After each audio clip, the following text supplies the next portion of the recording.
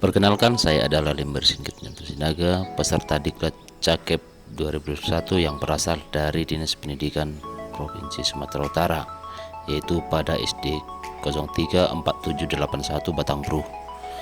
Nah, pada hari ini saya berada di SD 034781, sekolah magang pertama.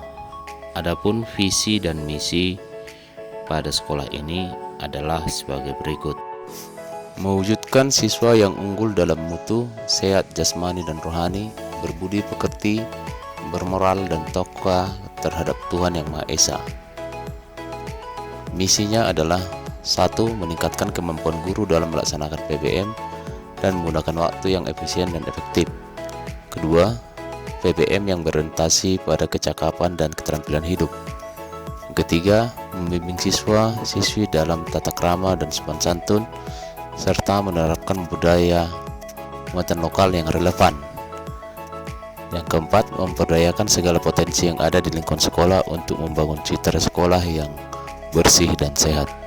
Dan kelima, meningkatkan kuantitas dan kualitas tamatan SD dapat diterima masuk ke SLTP negeri.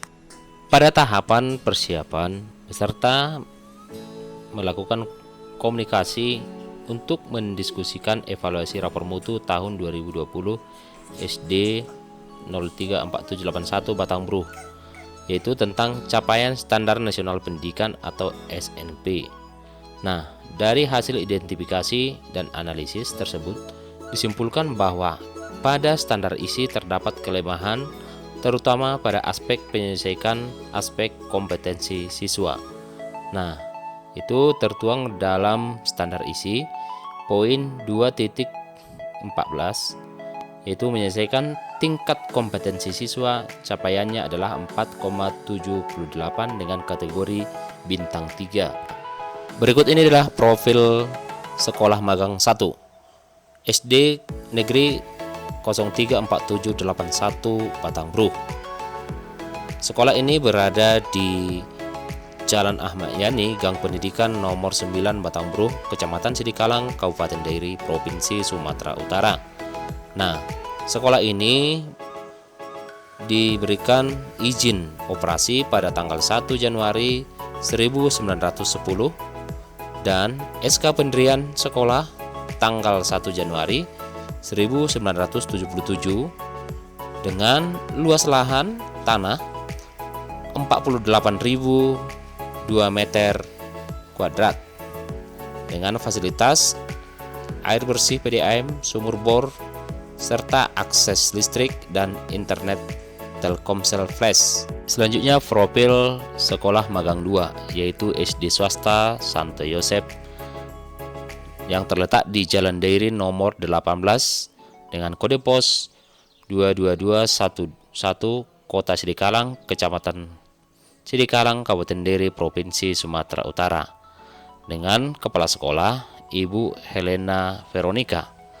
Berikut ini adalah SK pendirian sekolah swasta Santo Yosep IST garing JBM garing 70 tanggal 29 November 1970 dengan tanggal SK izin operasi SK 386 garing 1 Romawi titik 05 garing A garing 93 tanggal 9 Desember 1993. Adapun visi dan misi dari SD swasta Santo Yosep adalah sebagai berikut. Visi: terselenggaranya pendidikan yang bermutu tinggi dengan memberdayakan siswa dan guru sebagai citra Allah dan sekolah menjadi rumah kedua atau second family. Misinya adalah yang pertama, menyelenggarakan proses pembelajaran dan bimbingan ilmu yang bermutu tinggi pada pendidikan tingkat dasar. Yang kedua, mengefektifkan pemakaian sarana belajar, laboratorium, dan perpustakaan dalam peningkatan mutu pendidikan dan mengembangkan potensi siswa dalam berbagai bidang. Dan yang ketiga, memajukan kehidupan rohani. Dan yang keempat, meningkatkan SDM guru dan pegawai melalui berbagai pelatihan dan penataran. Dan yang kelima, membina kerjasama dengan berbagai pihak. Yang keenam, meningkatkan kepekaan terhadap kelestarian lingkungan hidup. Selanjutnya adalah RTL, Rencana Tindak Lanjut, yaitu pelaksanaan Rencana Proyek Kepemimpinan atau RPK pada SD Negeri 034781 Batangbruh. Oke.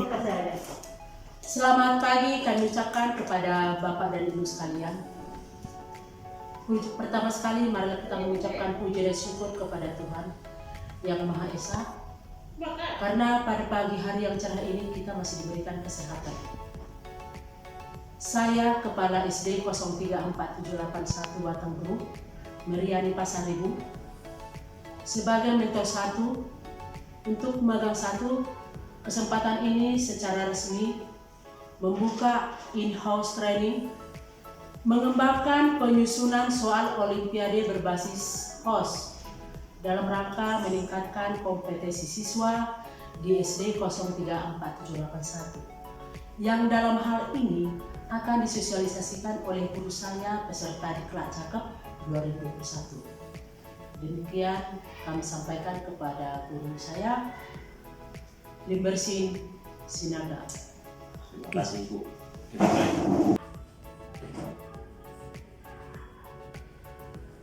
Oke, selamat pagi Bapak Ibu semua, Pada kesempatan kali ini saya di sini sebagai peserta Diklat Cakep tahun 2021. Adapun pembahasan kita pada hari ini adalah peningkatan berpikir guru kritis pada penyusunan soal berbasis HOS dalam Olimpiade Sains. Nah, Bapak Ibu, pada kesempatan ini saya mengambil masalah ini dari 8 standar nasional, yaitu terutama di standar isi, yaitu ada kelemahan di standar isi, yaitu dalam hal peningkatan kompetensi siswa, di mana dalam hal ini saya akan memberikan dalam hal bagaimana menyusun soal yang berbasis HOS untuk kegiatan melatih kompetensi siswa. Jadi hari ini saya akan membagikan panduan penyusunan soal berbasis HOS. Jadi nanti akan kita diskusikan bersama. Pada kesempatan ini kita sama-sama mendiskusikan dan menyusun soal sampai nanti ke tahap mengujikan kepada siswa. Jadi kalau ada nanti Bapak Ibu pertanyaan di sana sini yang kurang jelas, mari kita diskusikan secara bersama-sama. Pada kesempatan kali ini saya akan membagikan dulu panduan untuk penyusunan soal HOS.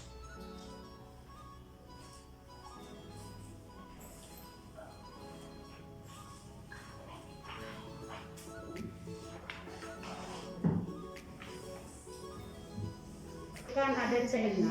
Iya. Yang C6 itu kan mengkreasi atau mencipta.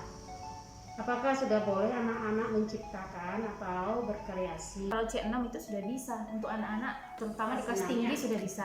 Karena kan Bu, di dalam buku Bu Pena itu ada yang namanya keterampilan kinerja produk. Jadi di situ mereka membuat produk mereka sendiri. Gini Pak, kita masalah ini Pak, masalah dia tentang soal HOS.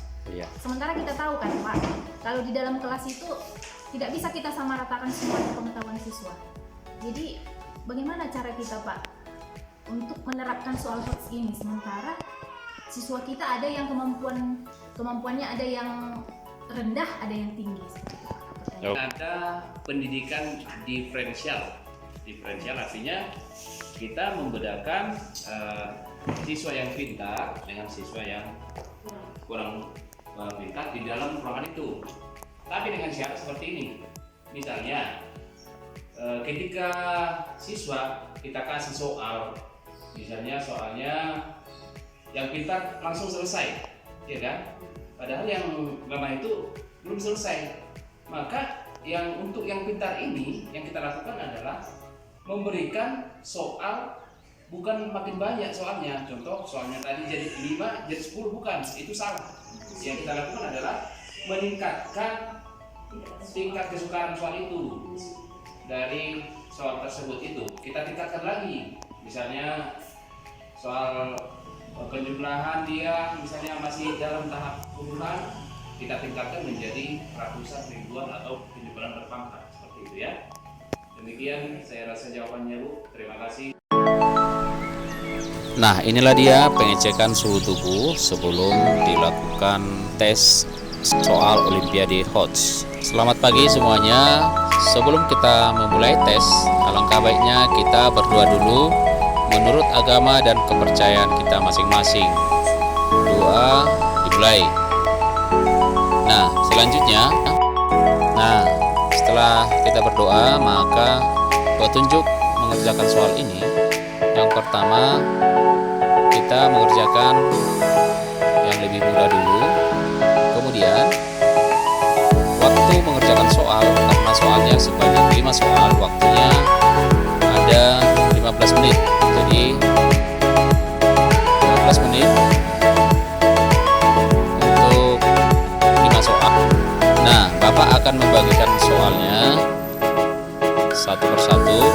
Nah, silakan dimulai mengerjakannya dengan teliti dan semangat ya.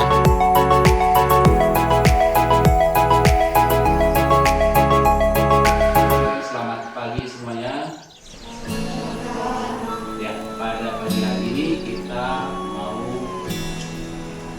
mengerjakan tes Olimpiade ya. Ini untuk melatih berpikir kritis. Jadi anak-anak hari ini soalnya ini akan kita bagikan.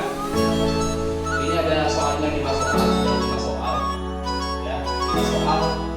Setiap soal dikerjakan selama 3 menit, 1 soal 3 menit. Jadi 5 kali ini berapa? 15.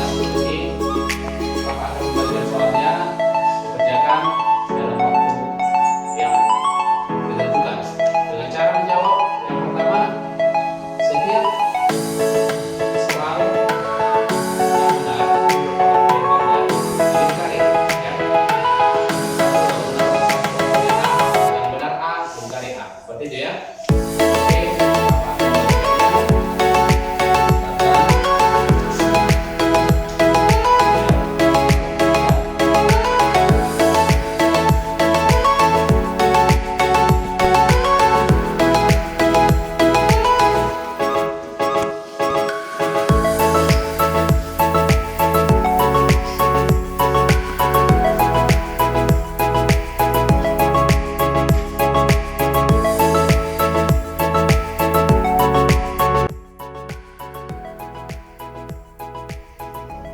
Hai, selamat siang.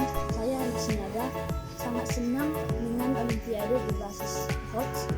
Sekian dari saya. Terima kasih. Halo, nama saya Putri Bako. Saya sangat senang belajar matematika berbasis HOTS. Terima kasih buat Pak Sinaga telah mengajari kami.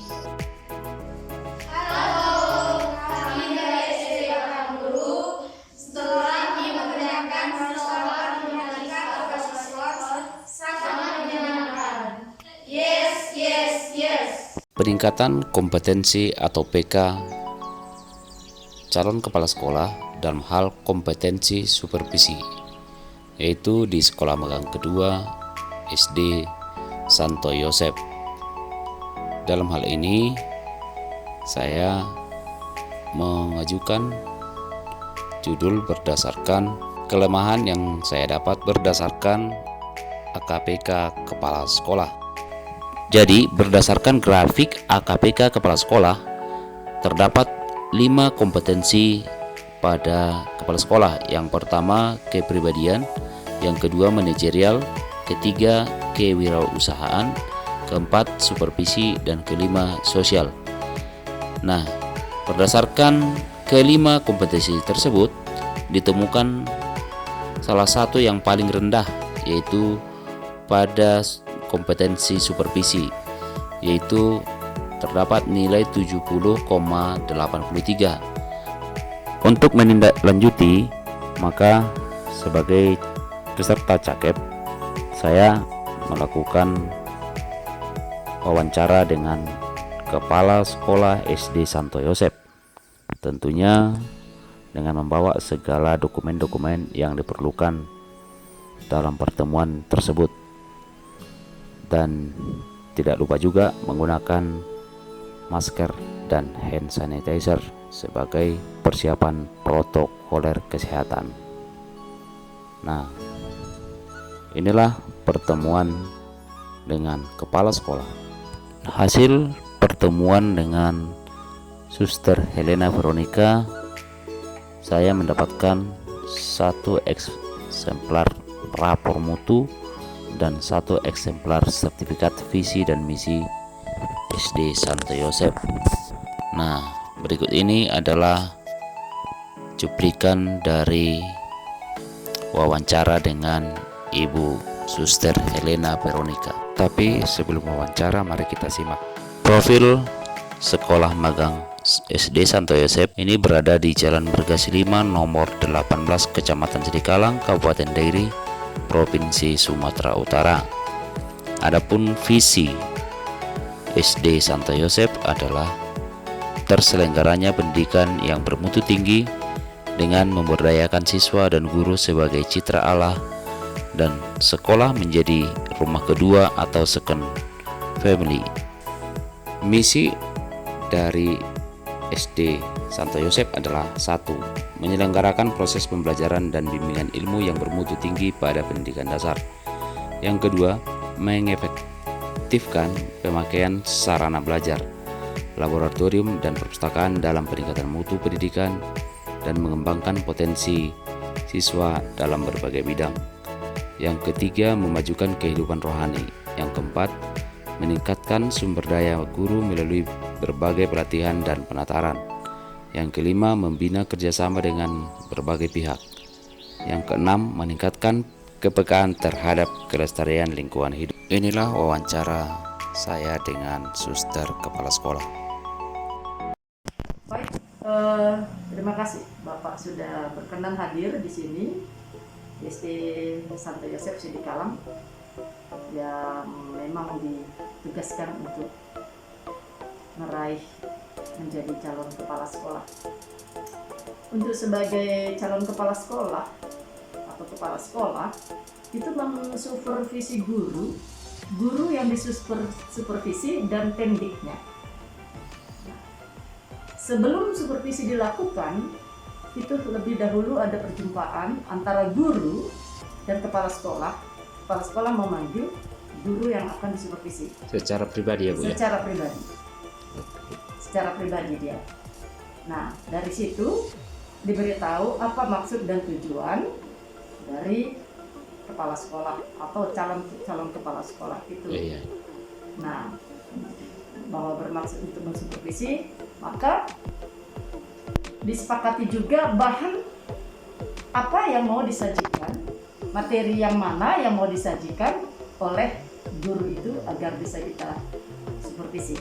Oh iya. Nah, di samping itu, calon kepala sekolah atau kepala sekolah itu harus bisa memberikan arahan-arahan, bimbingan lebih dulu, hal apa yang akan dinilai, itu harus diberitahu. Dan kalau bisa mungkin harus ada formatnya, sehingga si guru itu dapat mempersiapkannya dengan baik. Nah, setelah diadakan wawancara secara pribadi, mengambil di kantor atau di mana tempat yang biasa yang resmi itu kantor. Iya. Ya, yang resmi adalah kantor. Begitu dia tahap awalnya. Nah, lalu pada saat pembicaraan itu menentukan jadwalnya. Kapan akan disupervisi? Disepakati kapan disupervisi, tentukan jadwalnya. Setelah itu baru telah ditentukan jadwalnya, si guru tadi menyiapkan bahan lebih dahulu. Kalau dia butuh biaya atau dana untuk kelengkapan dari supervisi, ya sekolah harus siap. Iya Bu ya. Ya, sekolah harus siap mengeluarkan dana untuk itu. Setelah itu persiapan gurunya, kemudian pada tanggal yang sudah disepakati supervisi dilakukan dengan sejumlah item dalam Sama. daftar yang akan di Instrumen perangkat instrumen apanya ya? perangkat, iya, perangkat-perangkatnya.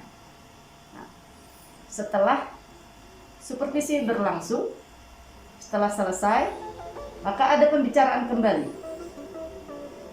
Hal-hal mana kekuatannya, hal mana, jadi antara kepala sekolah atau calon kepala sekolah dengan guru itu kembali membicarakan di mana kekuatan dan kekurangan dan kelebihannya. Analisa lah itu ya, Pak? Iya, analisisnya itu nanti. Iya. Sekaligus di situ juga saling koreksi.